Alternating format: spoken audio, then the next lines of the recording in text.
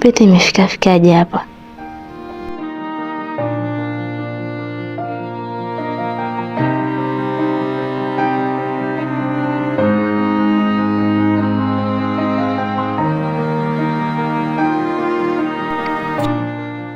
Huyu mshenzi atanieleza vizuri kafata nini chumbani kwangu. Ngoja nimsikie.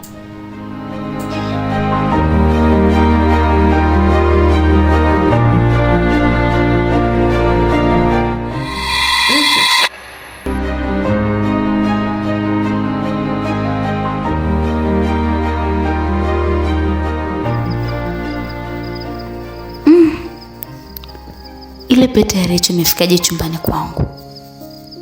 Haingia akilini kabisa. Usikute Brian ananichiti na Rachel. Inawezekana kweli? Maana hata Rachel akikosea Brian huwa kwanza kumtetea. Kwa nini? Kuna nini nyuma ya pazia ambacho sikioni? Moyo unaniuma lakini akili inaniambia nitulie.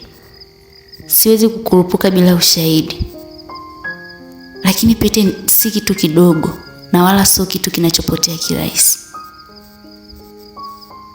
Hapana. Lazima nichunguze hili kwa makini.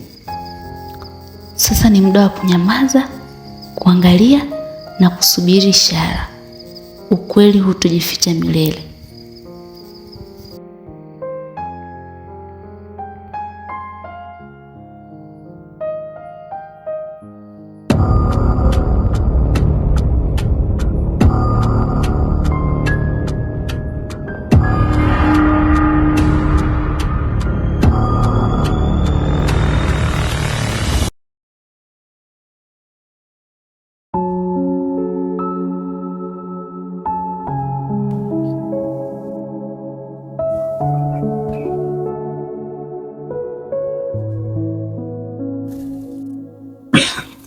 Yaani mnashindwa kununua trekta?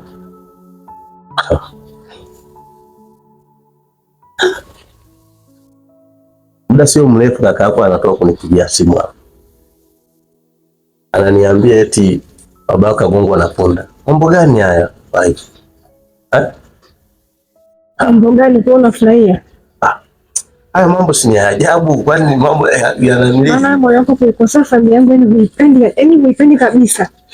Kwa hiyo kuikosoa na kuchekelevu na unafurahia, ndio maana unakuwa na amani kabisa. Na inafurahia kusikia kitendo cha mtu kufanya kazi na punda wakati trekta zipo.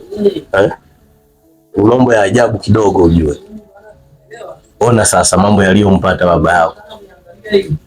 Mbona unapenda kufadhili sana familia yangu? Lakini sinaongea ukweli au ni uongo?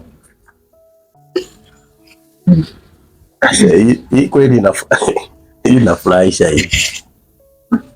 Mungu anapunda kwenye meno sio kitu cha mche.